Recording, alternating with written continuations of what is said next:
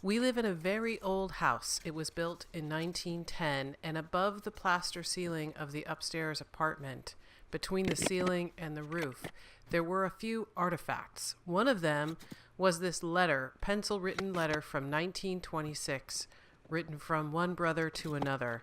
And in order to honor the history of the house and this letter itself, I made a frame for it out of rosewood, and I sandwiched the letter between two panes of glass so that it could be read on both sides.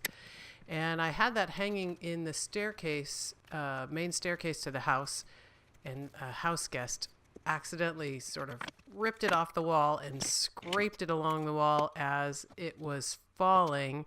They got it caught on a stroller taking it down the stairs. So it has a bunch of scrape marks on it, and one of the splined corners popped. So I've glued that back together, and now I have to replace the copper wire that I used to hang the thing with. The copper wire, the original one, was even broken when it got ripped off the wall. So I'm replacing that with a heavier gauge wire. The contents of the letter are really interesting and tell the story of the time that it was written, 1926. So I thought I'd include a little reading of what the letter says for you. And here that is.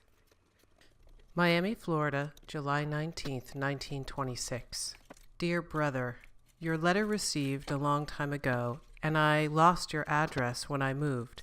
I hope you're not mad with me for not sending you the $10 when you wrote.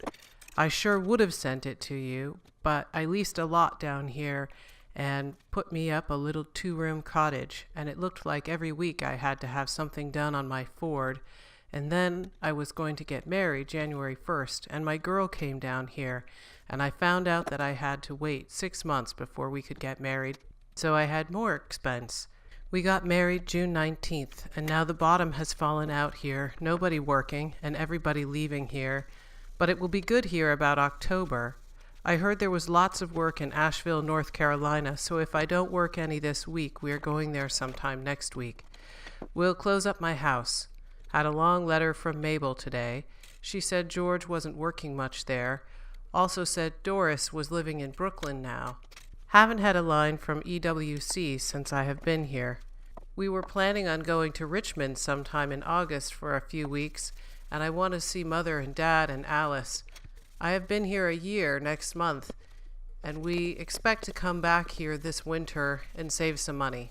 Let me know how work is there. I may come up there about the last of August if work is good.